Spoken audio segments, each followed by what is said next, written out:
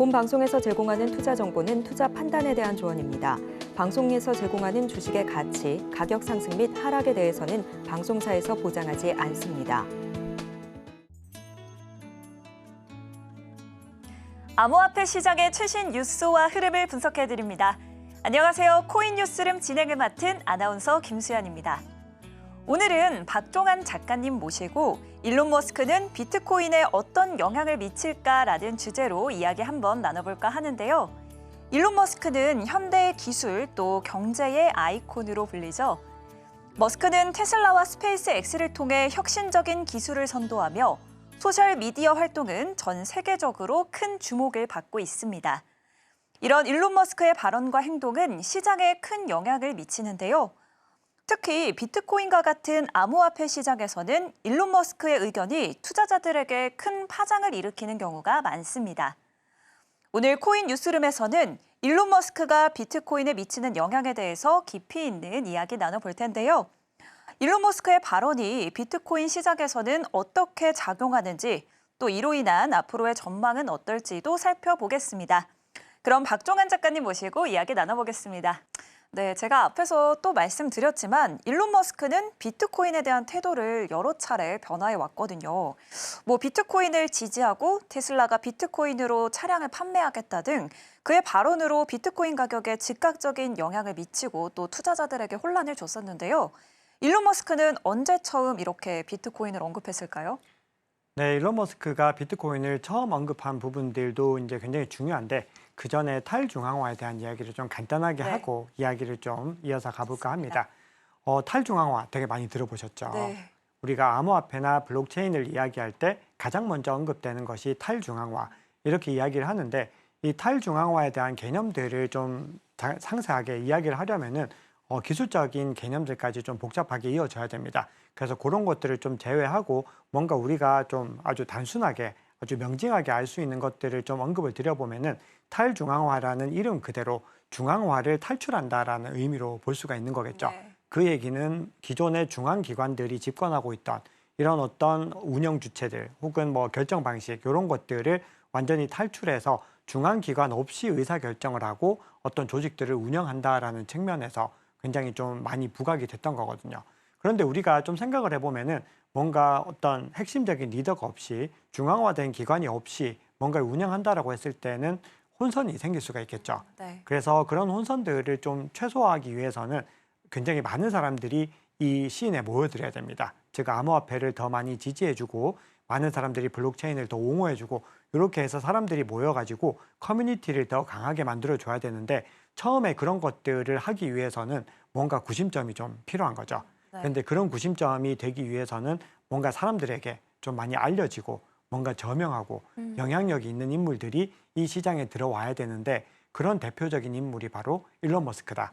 이렇게 볼 수 있습니다. 그래서 시장에서는 일론 머스크가 너무 많은 발언들 때문에 이 시장의 어떤 시세들을 뭔가 조작한다거나 너무 많은 변동성을 만들고 있다라는 비판들도 있는데 사실은 이런 과정들이 아직까지 초창기 산업이기 때문에 반드시 필요한 과정인 것이고 특히나 탈중앙화되었다는 측면에서 되게 중요하다. 이렇게 볼 수가 있습니다. 네, 그러면 일론 머스크가 언제 처음으로 이 비트코인 시장에 영향력을 미치기 시작했는지 한번 보겠습니다. 네. 자, 이미지 한번 볼 텐데 이 이미지 보시고 앵커님 떠오르는 이미지가 좀 있으신가요? 저는 뭔가 일본 애니메이션의 한 캐릭터 같다 이런 생각이 드는데요. 네, 아마 많은 분들이 그런 생각을 하실 텐데 이게 일론 머스크가 2018년 10월 23일 지금으로부터 정확하게 6년 전에 올린 포스팅인데 그때 처음으로 이 본인의 트위터에서 비트코인이라는 단어를 언급을 했습니다. 그러면서 본인이 비트코인을 좀 사볼까?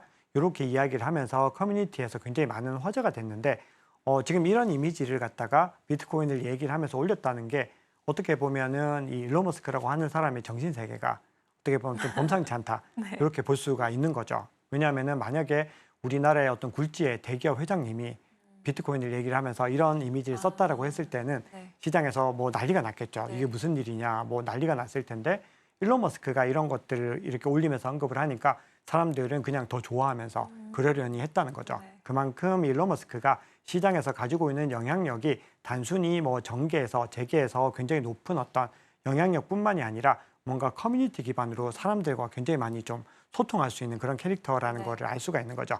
자, 그런데 이걸 올린 시점이 2018년이었습니다. 2018년이라고 하는 이 시점은 비트코인이 이제 2017년에 대세 상승장을 지나고 나서 정점에서 이제 꺾여서 크립토 윈터를 지나면서 이 크립토 윈터 구간을 빠져나오는 그런 중요한 길목이었는데, 그때 이걸 딱 올려줬는데 그만큼 이 일론 머스크도 이제는 비트코인이 본격적으로 부활할 수 있다, 이런 시그널을 봤다라고 저는 생각을 하거든요. 네. 그래서 이때 올렸을 때 가격이 6,400달러 정도였는데 지금 비트코인 가격은 지금 현재 시세로 한 67,000달러 정도 되니까 이때부터 10배가 네. 상승을 한 거죠. 그런데 좀 아쉽게도 만약에 이때 조금만 더 기다렸으면은 이후에 한번 반토막이 나긴 했습니다. 그래서 그때 기다렸으면은 20배의 수익을 얻을 수도 있었겠지만 네. 이때 사람들이 관심을 가졌어도 너무나 훌륭한 수익을 얻을 수 있었다, 이렇게 볼 수가 있는 거죠. 자, 그리고 마지막으로 하나만 더 말씀을 드려보면은 우리가 이 시장에서 뭔가 가격이 멀리 높게 올라가기를 원하는 그런 마음을 바랄 때 네. 한국인들은 가자, 이런 표현을 쓰는데 네. 미국에서는 투더문이라고 부릅니다. 달까지 가자, 이런 의미인데 네. 그렇게 됐을 때 이 이미지를 쓴 이유를 좀 우리가 추정할 수 있는데, 보시면은 약간 세일러문과 비슷한 느낌을 가지고 가는 캐릭터죠. 그러네요. 그래서 이 문이라고 하는 단어에 사람들이 많이 집중을 해가지고 네. 이때부터 이 세일러문의 이 문을 따가지고 뭔가 비트코인의 가격이 크게 상승할 것이다라는 것에 대해서 일론 머스크가 뭔가 예지를 한 것이 아닌가, 또 이런 추측들도 있었습니다. 네, 재밌는데요. 네, 재밌었다, 너무 좋습니다. 네, 일론 머스크가 코인 시장에서 영향력이 또 굉장히 높잖아요. 왜 암호화폐를 지지할까요? 네, 일론 머스크가 암호화폐를 지지하는 이유는 굉장히 좀 다양한 이유들이 있을 텐데 그 중에서 좀 대표적인 이유를 살펴보면은 4가지 정도를 꼽을 수 있을 것 같습니다. 자, 첫 번째는 탈중앙화와 혁신이라고 제가 이야기를 했는데, 앞서 시작할 때 탈중앙화에 대해서 제가 말씀을 드렸었죠. 네. 탈중앙화라고 하는 것이 중앙화된 주체 없이 뭔가 어떤 기관들, 어떤 조직이 운영이 된다, 이런 개념인데, 그렇게 됐을 때 가장 큰 장점은 누군가가 이 의사결정을 마음대로 할 수 없다라는 그런 측면들이 있습니다. 즉 중앙화된 기관들이 잘못된 결정을 해서 뭔가 많은 사람들을 희생시키는 그런 것들을 하지 않을 수 있다는 거죠. 그래서 일론 머스크가 가장 먼저 비트코인에 관심을 가진 이유는 이런 탈중앙화된 가치를 통해서 이 시장에서 뭔가 이 권력의 중심이 어떤 대형 주체들, 즉 조직, 어떤 국가라든지 기업에서 개인으로 넘어가는 그런 부분들을 좀 중요하게 봤습니다. 그래서 검열에서도 더 자유롭고, 그리고 개인의 어떤 자유들이 더 존중된다, 이런 측면들을 본 거죠. 그래서 그런 어떤 예로서 또 볼 수 있는 게 일론 머스크가 트위터를 인수를 했죠. 네. 근데 그 트위터를 인수할 때 주장했던 것도 어떤 거대한 기관들이 검열을 통해서 마음대로 뭔가 의사결정을 하는 부분들을 비판을 했습니다. 그래서 그 당시에 트위터에서 이 트럼프의 계정을 갖다 중지를 시키니까 거기에 대해서 일론 머스크 같은 경우는 반기를 들었죠. 네. 이런 것들은 바람직하지 않다. 그래서 첫 번째로 가장 중요하게 들 수 있는 것은 탈중앙화와 관련된 그 가치들이다, 이렇게 볼 수가 있고요. 자, 두 번째는 일론 머스크 같은 경우도 기업가이고 어떤 수익성이나 자산으로서의 가치를 되게 중요하게 보는 사람이죠. 네. 그러다 보니까 이 비트코인이 2,100만 개로 한정되어 있다고 하는 이 가치를 중요하게 보고 있는 것 같습니다. 그래서 가치 저장 수단으로서 향후에 비트코인 가격이 크게 오를 수 있다, 이런 부분들을 염두에 두고서 어떤 전략적인 자산으로 비트코인을 배집했을 가능성이 있고요. 세 번째는 기술적인 호기심이 있습니다. 네. 일론 머스크 같은 경우는 본인의 이 책에서도 나와 있는데 굉장히 호기심이 많고, 또 기술적인 어떤 발전들, 어떤 IT의 트렌드들, 세상의 어떤 기술적인 변화들, 이런 것들에 관심이 많은 사람이죠. 그러다 보니까 이 블록체인 산업을 중심으로 한, 이 비트코인을 중심으로 한 어떤 기술적인 혁명에 많은 관심을 가지고 있는데, 그 증거로 들 수 있는 것이 이 테슬라가 직접 비트코인 네트워크의 노드를 운영을 했습니다. 이 노드라고 하는 것은 비트코인의 검증인 역할을 하는 존재들이거든요. 왜냐하면은 중앙화된 주체가 없다 보니까 이 거래가 제대로 됐는지 안 됐는지를 누군가가 검증을 해줘야 되죠. 네. 그런 역할들을 하는 게 노드라고 하는 존재들인데, 테슬라가 직접 노드를 운영을 하고 또 오픈 소스에서 뭔가 오류가 있는 것들도 발견을 해서 또 같이 공유를 하고 그랬던 적이 있기 때문에 뭔가 기술적인 호기심을 가지고 있다, 이렇게 볼 수 있습니다. 그리고 마지막으로는 이 앞서 이 세일러문 같은 네. 이미지에서도 알 수 있듯이 일론 머스크는 기본적으로 좀 관종이라고 볼 수가 있습니다. 그래서 대중의 어떤 관심들, 어떤 소통에 대해서 굉장히 중요하게 생각을 하는데, 이 암호화폐 그리고 비트코인이 그런 역할에서는 가장 중요한 역할을 하고 있다는 거죠. 그래서 비트코인도 일종의 밈이다 이렇게 주장하는 의견들도 있는데 그만큼 이 일론 머스크는 비트코인을 중심으로 한 어떤 커뮤니티에서 중요한 역할을 하고 싶어하는 그런 부분들이 있습니다. 그래서 대표적으로 한 4가지 정도가 일론 머스크가 비트코인을 관심 가진 이유가 아닐까 그렇게 생각을 합니다. 그러면 테슬라는 언제부터 본격적으로 매집을 시작했을까요? 네, 비트코인을 갖다가 언급한 것은 2018년도였는데 아마 그 당시에 본인 개인 어떤 일론 머스크의 개인 지갑은 아직까지 공개가 되지 않았기 때문에 네. 개인적인 차원에서는 비트코인을 매집했을 가능성이 되게 높다고 생각을 합니다. 대표적으로 캐시우드라고 하는 네. 굉장히 이 시장에서 중요한 영향력을 미치는 이 아크 인베스트의 대표이사가 있습니다. 우리나라에서는 돈나무원이라고 해서 굉장히 유명하신 분인데 이분도 아크에서는 비트코인을 가지고 있지 않았습니다. 계속 비트코인 현물 ETF가 출시되기 전까지는 보유하고 있지 않다가 뒤늦게 비트코인 현물 ETF가 승인이 된 이후에 사실은 나도 비트코인을 많이 가지고 있다라는 사실을 공개를 했었거든요. 그만큼 일론 머스크도 이전에 어떤 비트코인을 많이 매집을 했을 수도 있는데 공식적으로 뭔가 좀 밝혀진 내용으로서 테슬라가 처음으로 보유한 것은 2021년 2월에 돼서야 밝혀졌습니다. 그래서 장표를 한번 보시면은 2021년 2월에 테슬라가 지난 분기 실적 발표를 하면서 그리고 SEC의 13F 보고서가 발표가 되면서 비트코인을 얼마나 가지고 있는지 발표가 됐는데 15억 달러, 그 당시에 한화로 2조가 넘는 네. 금액의 비트코인을 보유하고 있다는 사실이 밝혀졌습니다. 그래서 시장에서는 정말 일론 머스크가 이 시장에 대해서 찐이구나, 너무 정말 진심이구나라는 것을 많이 느껴가지고 사람들이 많이 환호를 했는데 그 이후에 더 어떤 중요한 소식들이 전해졌는데 테슬라가 결제 수단으로 비트코인을 도입할 수 있다. 이렇게 내비치니까 시장에서 그 환호들이 더 많이 커졌죠. 지금 테슬라가 자산으로서 보유하고 있는 것과 더불어서 이제는 테슬라 결제할 때도 쓸 수 있다라고 하니까 비트코인의 사용성이 너무나 많이 증가할 것 같다. 이런 생각을 했던 거죠. 그런데 그 이후에 바로 2달 정도가 지나가지고 입장을 번복합니다. 환경 문제를 들면서 비트코인을 결제 수단으로 쓰지 않겠다라고 네. 주장을 하면서 시장에서 엄청난 실망감들이 나왔고 그러면서 그래도 다행이었던 것은 일론 머스크가 비트코인을 결제 수단으로서는 쓰지 않지만 여전히 우리는 비트코인을 굳건하게 보유하겠다라고 했었는데 2022년 7월에 이제 밝혀진 내용이 비트코인을 75%를 테슬라가 매도했다라는 것들이 밝혀지면서 시장에서는 좀 많은 실망들을 하게 됐죠. 네. 이런 사실들이 언론에 공개됐을 때 이 가격에 많은 영향을 미쳤을 것 같아요. 어땠을까요? 네, 실제로 가격에 많은 영향을 미쳤는데 2021년 5월에 입장을 번복했을 때는 비트코인 가격이 50%가 하락을 했습니다. 거의 반토막이 났는데 근데 공교롭게도 그때는 또 하나의 큰 이슈가 있었는데 당시에 중국이 갑자기 느닷없이 채굴을 금지하겠다. 중국 내에서 채굴을 금지하겠다라고 하니까 그 영향으로 채굴자들이 이제 중국을 탈출해서 다른 지역으로 이동하면서 해시레이트라고 하는 이 채굴을 측정하는 굉장히 중요한 지표입니다. 컴퓨팅 파워를 측정하는 지표인데 해시레이트가 완전히 급감하면서 반토막이 났었습니다. 그러다 보니까 그 영향으로 같이 뭔가 엎친 데 덮친 격으로 가격이 많이 하락을 했었죠. 그런데 아마도 이 테슬라 입장 번복도 분명히 어떤 역할들을 했을 것이다. 이런 분석들이 있고요.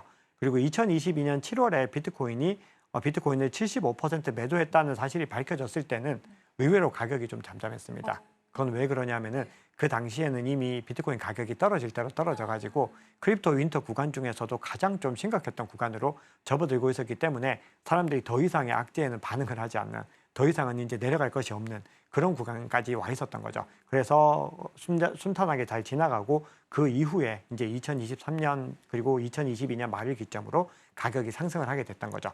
그래서 우리가 여기서 지금까지 했던 것들을 좀 정리를 해보면은 결국은 비트코인은 이렇게 엄청난 악재가 일어났던 순간들이 한 번도 예외 없이 늘 기회였다는 겁니다. 그래서 우리가 앞으로도 전략을 가져갈 때 그런 부분들을 좀 신경을 써서 가져가면 좋을 것 같습니다.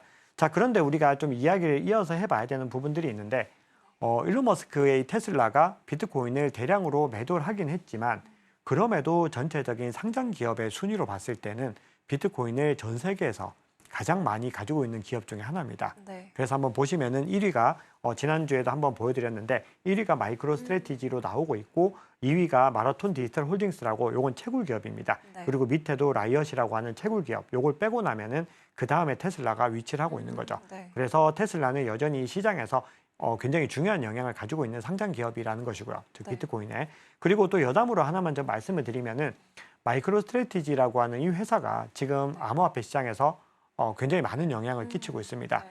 이 대표이사의 이름이 마이클 세일러라고 하는 사람인데 최근에는 본인들이 저기 마이크로 스트래티지가 이 비트코인의 은행이 되겠다 이렇게 주장을 하면서 완전히 청사진들을 비트코인으로 옮기는 모습들을 보였습니다. 그래서 최근에 이 마이크로 스트래티지 가격이 급등하는 움직임을 보이기도 했는데 네. 여기서 좀 또 여담을 한번 드려보면은 앞서 우리 마이클 세일러문 이 이미지를 보여드렸었죠. 네. 세일러문이라고 뭐 정확하게는 세일러문이 아니지만 비슷한 이미지를 보여드렸는데 이 일론 머스크가 이 이미지를 세일러문이라고 생각하고 이렇게 사용했다라고 하는 증거 자체가 이 마이크로 스트래티지의 대표이사 이름이 공교롭게도 마이클 세일러입니다. 그러다 보니까 이 장난기만은 일론 머스크가 둘이 뭔가 다툼이 있을 때마다 세일러문이라고 이렇게 놀리는 그런 것들이 많이 발견이 됐습니다. 그래서 그런 것들을 봤을 때 뭔가 일론 머스크가 세일러문이라는 이 이미지에 뭔가 꽂혀 있긴 하구나 그런 것들을 다시 한번 확인할 수가 있었습니다. 네. 자, 그런데 또 연결고리를 하나만 더 가져가 보면은 이거는 뭐 개연성이 있는 고리들은 아닌데 어떻게 보면은 이 일론 머스크가 또 우주 산업에 가장 관심을 많이 가지고 있는 사람이고 그래서 뭐 달이라든지 화성이라든지 이런 어떤 용어들에 또 일반인들보다 많이 예민할 수 있을 거다라고 생각을 합니다. 자, 그런데 이제 한번 보시면은 스페이스X 같은 경우도 8,200개 이상의 비트코인을 보유하고 있는 것으로 나오고 있습니다. 상장 기업이 아니기 때문에 명확하게 몇 개 가지고 있는지는 스페이스X가 밝힐 이유가 없기 때문에 공개가 되어 있지 않은데 아캄 인텔리전스라고 하는 이 분석 업체에서 계속해서 분석을 해봤더니 스페이스X 추정 주소에서 이 정도를 가지고 있다는 겁니다. 그래서 이렇게 비트코인을 테슬라도 스페이스X도 많이 가지고 있다는 것은 일론 머스크가 이 비트코인에 대해서 어떤 스탠스를 가지고 있는지를 조금 더 명확하게 알 수 있지 않을까 생각을 합니다. 네, 최근 도지코인도 급등세를 보였잖아요. 일론 머스크가 도지코인에 관련해서 자신의 SNS에 글을 올리기도 하고 했던데요. 거기에 대해서도 한번 말씀 부탁드립니다. 네, 지금 대선을 기점으로 해서 도지코인이 어떻게 보면 가장 많이 주목을 받고 있는 코인 중에 하나로 지금 등극을 하고 있는데요. 자, 지금 화면 한번 보시면은 지금 일론 머스크가 트위터에서 글들을 올리고 있는데 도지코인과 관련해서 최근에 좀 다시 많이 올리기 시작했습니다. 네. 그동안에 도지코인에 대해서 자꾸 트위터에다 글을 올리니까 사람들이 시세 조작을 하는 것이다라는 비판들을 좀 많이 했었습니다. 네. 그리고 실질적으로 소송을 당했죠. 도지코인 보유자들 상대로 소송을 당했는데 그 소송은 기각이 됐습니다. 네. 혐의 없음으로 기각이 됐는데 결국은 일론 머스크가 이런 것들을 좀 의식을 하면서 그동안에 도지코인을 언급을 하지 않았던 거죠. 그래서 도지코인 시세가 뭔가 좀 잠잠한 움직임을 보이다가 이번 대선을 기점으로 해서 변화의 조짐들이 나오고 있는데 이번에 이 도지코인에 큰 영향을 줬던 것은 앞서 말씀드렸던 정부 효율성 부서 그 부분인데 보시면은 그 효율성 부서의 이름을 갖다가 이 약자를 한번 따보면은 DOGE라고 나오죠. 네. 그래서 이게 바로 도지의 약자가 되는 겁니다. 그래서 일론 머스크가 만약에 정부 효율성 부서를 만들게 되면은 그 이름을 도지로 하겠다 줄여서 그렇게 얘기를 하니까 시장에서는 또 한 번 더 좀 흥분을 하게 된 네. 거죠. 그래서 만약에 일론 머스크가 지금 트럼프를 굉장히 적극적으로 도와주고 있는데 트럼프가 만약에 당선이 됐을 때는 도지코인에 많은 힘이 실릴 수 있겠다. 이런 전망들이 나오면서 가격이 단기적으로 좀 급등하는 움직임들을 보였습니다. 네, 이렇게 일론 머스크가 도지코인을 언급하기도 하는 것처럼 도지코인을 굉장히 좋아하는 것 같은데 비트코인과 도지코인 중에서는 어떤 걸 선택할까요? 네, 아마 많은 분들이 비트코인과 도지코인 사이에서 일론 머스크의 선택 무엇일까 네. 가장 궁금한 부분이 아닐까 생각을 하는데요. 기본적으로 도지코인과 이 비트코인의 스탠스 차이들을 조금 볼 필요가 있습니다. 기본적으로 도지코인을 이 테슬라가 보유하고 있다. 이런 이력은 없죠. 그게 첫 번째로 좀 중요한 부분입니다. 결국은 어떤 가치 저장 수단, 자산으로서의 어떤 가치에 대해서는 일론 머스크가 도지코인에 대해서 이야기는 하지만 비트코인을 더 유의미하게 가지고 가려고 한다.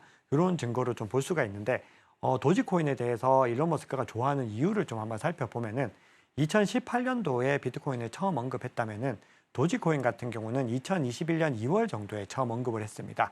그리고 그때 했던 얘기가 내가 도지코인을 좋아하는 이유는 모두의 암호화폐이기 때문이다. 이렇게 이야기를 했고요. 그 이후의 인터뷰에서는 내가 도지코인을 좋아하는 이유는 너무 재밌기 때문이다. 이렇게 얘기를 했습니다. 네. 그러면서 고양이도 있고 강아지도 있고 고양이도 있는 이런 어떤 밈들이 본인은 너무 좋다라고 하면서 이 도지코인을 지지하는 이유를 얘기를 해줬는데요. 여기에서 또 이 일론 머스크의 어떤 방향성들을 볼 수 있는데 기본적으로 일론 머스크라고 하는 사람은 뭔가 어떤 심각한 어떤 중앙 집권화된 심각한 이런 것들보다는 뭔가 재미라든지 사람들이 어떤 커뮤니티 기반으로 호응할 수 있는 그런 것들을 실질적으로 되게 좋아하는 사람이다. 네. 요거를 볼 수 있습니다. 그래서 도지코인을 일컬어서 모두의 암호화폐다. 이렇게 이야기를 한 거고요. 그리고 이렇게 얘기한 중요한 배경에는 도지코인이 비트코인과 더불어서 가장 탈중앙화된 암호화폐라는 측면이 있습니다.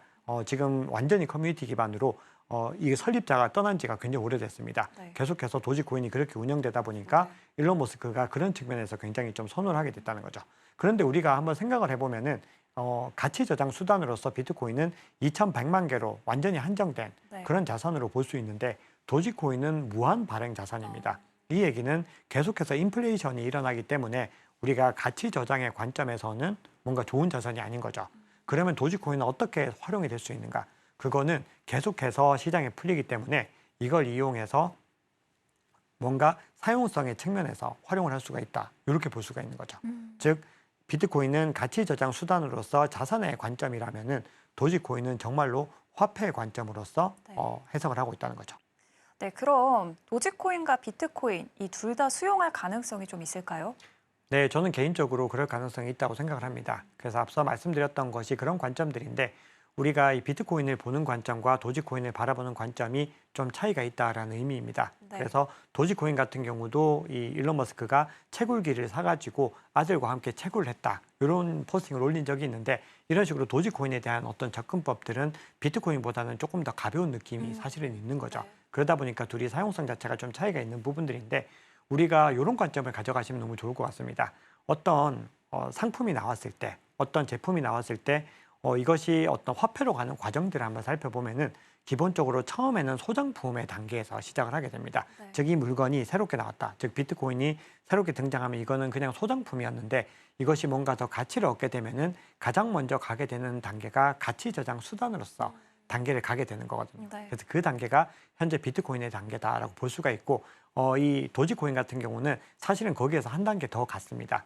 가치 저장 수단보다는 이 결제 수단으로서 실제 어떤 화폐의 관점으로서 더 한 단계 더 간 거죠. 그리고 이것이 더 많이 상승하게 되면은 회계 단위까지 가게 되는데 우리가 투자의 관점으로 봤을 때 이 두 개 단계, 즉 결제 수단과 가치 저장 수단 단계에서 어떤 것들이 더 좋을지 생각해 보면은 가치 저장 단계일 때가 더 값어치가 있겠죠. 왜냐하면 이걸 계속 가지고 있으면은 금처럼 가지고 있으면은 가치가 올라간다라고 하는 개념이기 때문에 그런 관점에서 봤을 때는 기본적으로 어떤 가치 상승의 관점에서는 비트코인 쪽에 조금 더 무게감을 실는 것이 좋지 않을까 그렇게 개인적으로는 보고 있습니다. 네. 이렇게 말씀을 쭉 들어보니까요. 암호화폐 시장에서 일론 머스크를 빼놓고 말할 수 없겠다 이런 생각까지 드는데요. 일론 머스크의 발언 다 이렇게 너무 중요하지만 앞으로 어떻게 보실까요? 이 일론 머스크의 발언이 계속해서 이런 식의 영향력을 좀 줄까요? 네, 일론 머스크의 영향력이 앞으로 지속될 가능성이 높은데 아마 시간이 조금 더 지나게 됐을 때는 계속해서 그 영향력들이 조금씩 더 희석될 가능성이 높다고 생각합니다. 그리고 그런 영향력들이 희석되더라도 이제는 좀 부정적인 영향력보다는 긍정적인 영향력이 더 많이 커지지 않을까 그렇게 생각을 하는데요. 처음에 시작을 했을 때 제가 커뮤니티에 대한 이야기를 했습니다. 네. 일론 머스크 같은 사람들이 산업 초기에 등판을 해가지고 뭔가 시장에 붐업을 이끌어줘야지 새로운 사람들이 이 시장에 관심을 가지고 들어오게 되는 건데 지금 일론 머스크는 그런 역할들을 어떻게 보면 전 세계에서 가장 잘하고 있지 않을까 네. 그렇게 생각을 합니다. 그런데 시간이 지나면서 이제 올해 1월부터는 블랙락에서 비트코인 현물 ETF를 출시했죠. 네. 그리고 피델리티부터 해서 정말 미국의 굵직굵직한 기관들이 비트코인 현물 ETF를 발행을 했고 그리고 지난 분기 13F라고 하는 이 13F라고 하는 SEC의 보고서를 살펴보면은 무려 1,200개 가까운 기관들이 비트코인 현물 ETF를 뭐 네. 크든 작든 담았다는 것이 나오고 있습니다. 그 중에는 모건 스탠리라든지 골드만삭스 같은 아주 굵직굵직한 우리가 누구나 다 이름을 들어봤을 법한 그런 기업들도 그런 투자 기관들도 들어가 있고 그리고 미국의 연기금들도 들어가 있습니다. 위스콘신주의 연기금도 아주 대량으로 유입을 했다는 거죠. 이렇게 시장의 변화가 일어나고 있다라고 하는 것은 이제는 이 시장이 완전히 성숙화 단계로 접어들고 있다는 의미이기 때문에 과거처럼 비트코인에 대해서 일론 머스크가 어떤 특정한 발언을 한번 한다고 해서 가격이 막 이렇게 흔들리지 않을 수 있다는 겁니다.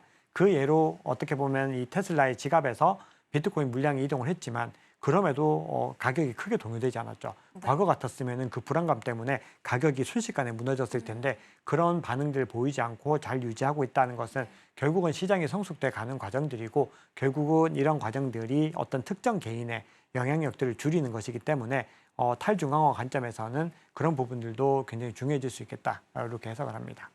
네, 말씀 고맙습니다. 네, 일론 머스크 트위트 한 줄이 비트코인의 가격을 급등시키거나 또 급락시키기도 하면서 그의 영향력이 상당하다는 걸 오늘 교수님 말씀을 통해서 확인을 했는데요.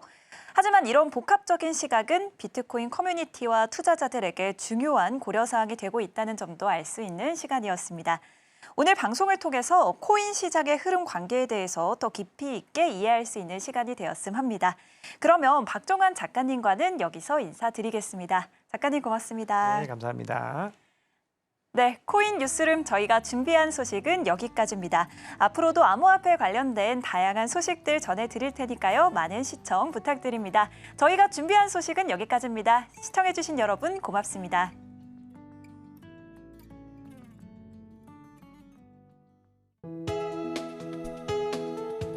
본 방송에서 제공하는 투자 정보는 투자 판단에 대한 조언입니다. 방송에서 제공하는 주식의 가치, 가격 상승 및 하락에 대해서는 방송사에서 보장하지 않습니다.